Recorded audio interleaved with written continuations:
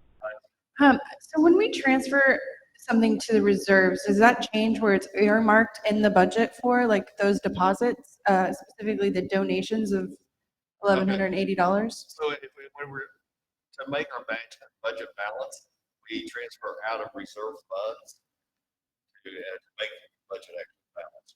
In years past, we never had to go into reserve. No, but the question I'm asking is, once you transfer that $1,180 in donations received into reserves, is it no longer earmarked for the budget line item it was earmarked for?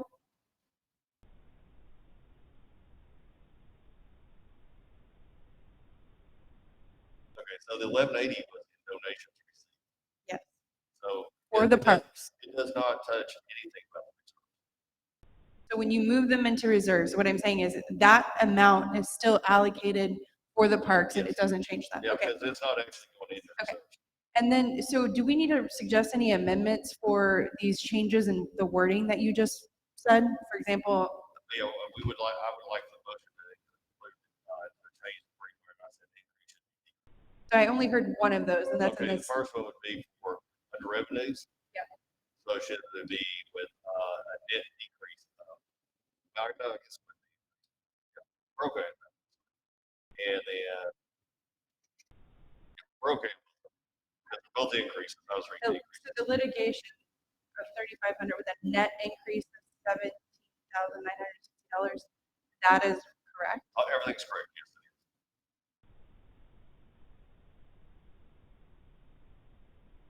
Because actually, we've increased expenses and revenues.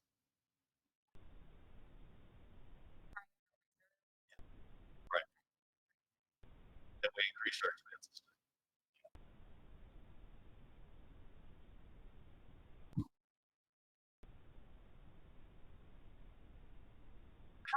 How much have we spent on legal fees in January?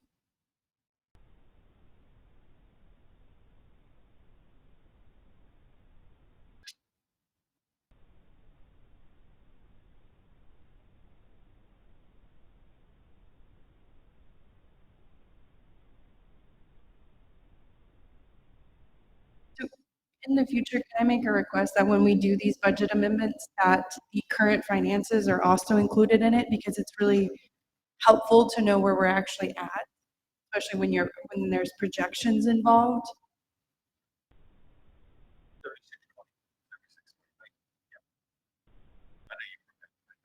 7620 as of January. That was January. So it was $77,600. And then in just the December financials also had $7,600. So, and that included everything up to this year, to that point in the year. We'll pull up this. No, I'm not saying the month of December. I'm saying the financials we approved for December and November, Yeah. the total amount spent was $7,600 up to that point in the year. No, in January, you asked. We've established that, but I'm saying in the previous financial documents, I went back and looked that we approved from December and November, the total fees spent under general legal were also $7,600. I'm just asking to confirm that. Okay, so, and basically, what Bud read out was basically all legal fees from his firm. From Yes. January. So, but it's broken out between, the litigation, if he had anything to do with his court and also general counsel. Uh-huh. And that's why I was bringing this up, how it's broken out on this. Okay, but if you look at our previous finances, the finances, the document we approved for for December and November, it was in 2 meetings ago, I believe, it had general expenses were $7,600. November, 8540, December, 5,000. And that's just for general, not breaking them down? That was his. That's it. I don't know how it gets broken down. I submitted invoice. It could be coded as general, could be coded as litigation. All I do is submit one invoice. And what we do is we look at the invoice and say, okay, it shows where he was working on litigation. So that's, and if it's all, if one is item is combined as a lot of things like litigation, and also general counsel, then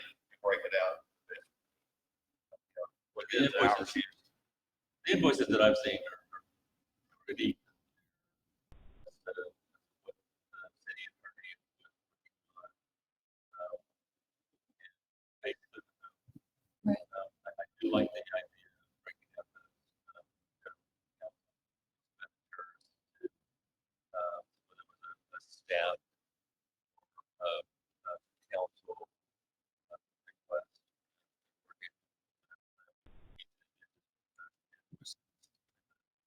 Based on the invoices that we received. Okay, so thank you, Rick. And yeah, the general counsel, legal services, let's see here. Yeah.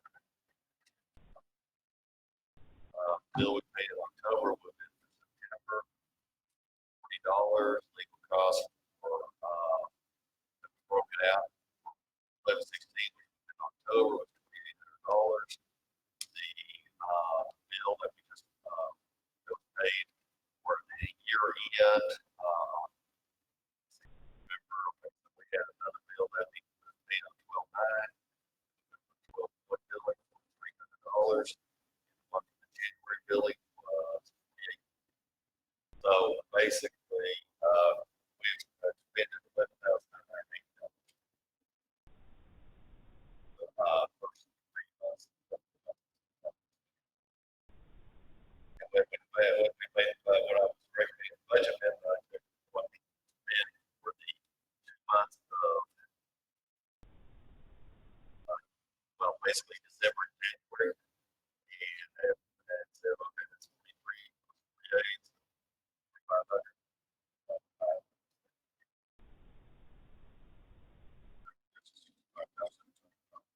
That'll be there, 35. But we haven't spent it yet, but I was just wanting to establish any sort of trends or also kind of establish why some of our financial documents don't seem to reflect. I would just like in the future, current financial document attached with it so we can see where we're actually at, what you're suggesting. I think it would be more helpful. I think it will. Suggestions good. They're different councils, different. They're not good or bad on this. But this council has wanted individually from everyone working on stuff. And my invoices have increased pretty substantially. So you get to collectively make the decision moving forward if you want to curtail that and how you want to do it. Right? Yes. I was concerned when I saw the amount that was being transferred. And the total amount budget for the year. You take the first 4 months and multiply that by 3, we get I think that as we worked out some of the details of some of the ordinances and the litigation, I just don't, I'm not saying that you have to spend it. You don't, but we are going to make efforts to reduce our reliance on it. So that we have a better understanding of the processes. We're going to have a workshop at the end of this month to go through processes with one of the goals be to increase efficiencies and save money for the city.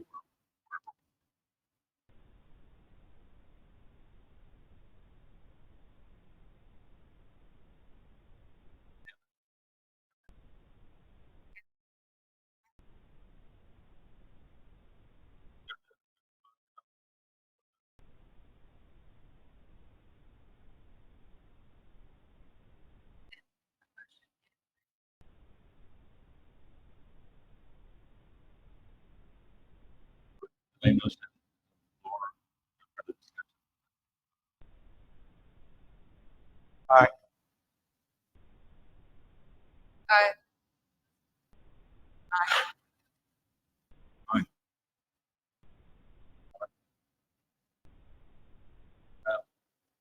Item number 11, discuss and take appropriate action on the appointment of one commissioner and one alternate commissioner to the Woodcreek Planning and Zoning Commission. I would like to place Dr. Andy Davenport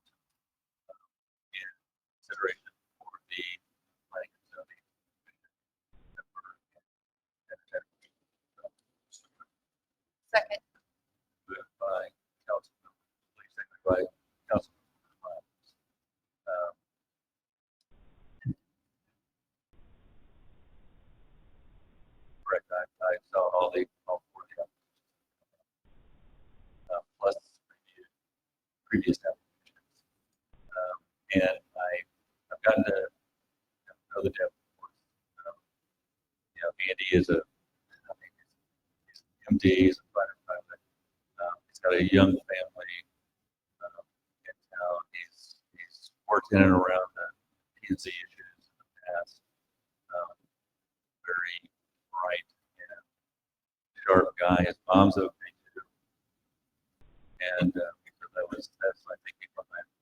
We have very good applicants that we're going to put to work where we can.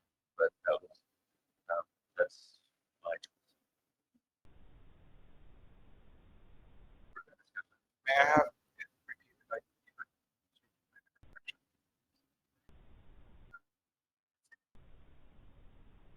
No, I recommend that Councilmember Pulley move and Councilmember second.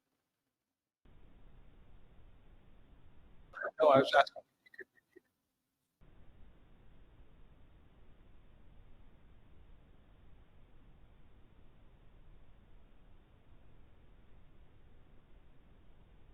I love the idea of bringing in new people and getting them involved in our city and honoring those applications as they come in.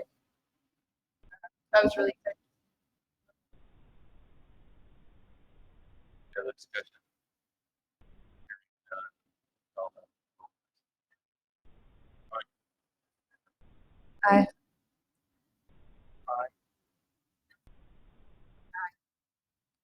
Thank you. That's unanimous decision. And for the alternate commissioner to the Woodcreek Planning and Zoning Commission, I would entertain a motion to name Kathy Maldonado member of P&Z alternate position.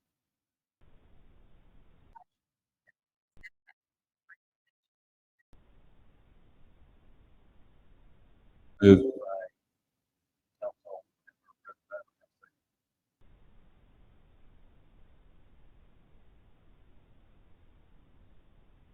Hearing none, motion.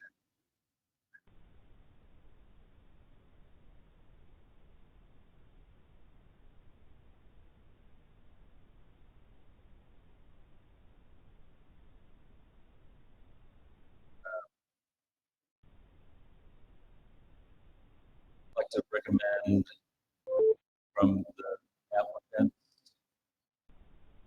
Carson Bledsoe, another young, new member of the city, for the alternate to find Second. by Councilman Foley, seconded by Councilman Vines.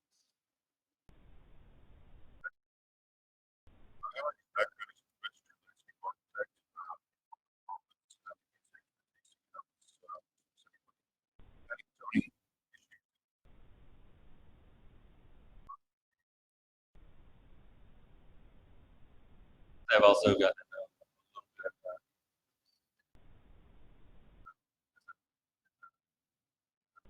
relatively newly and I think I like this idea a lot. I really think it's important. We value when new members of our city want to get involved. And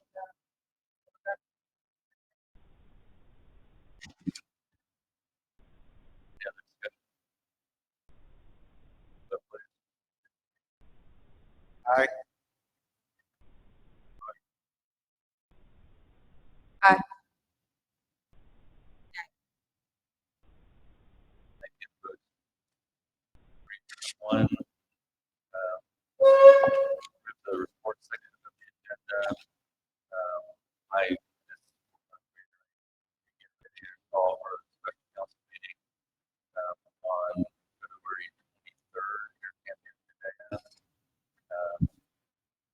And I am asking, I've sent a request form. I am asking that we allow time waiting for something I discussed earlier.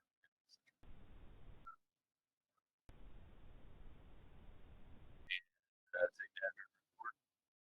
Basically, we did have a couple of sick residents, which participated in the branch brush clearing.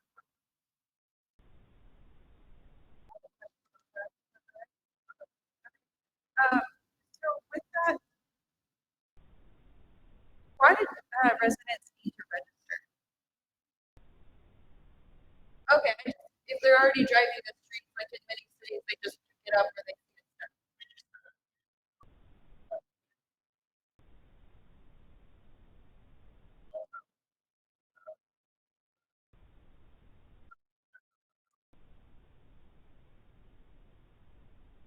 Okay, I'm asking because citizens were asking. Then I saw people were worried that theirs wasn't picked up several days later. I know that there was a weather delay, but is there a way to communicate an expected timeline for that in the future? And, just have those concerns been resolved? Were they just people that didn't register or were they missed? How could we address that?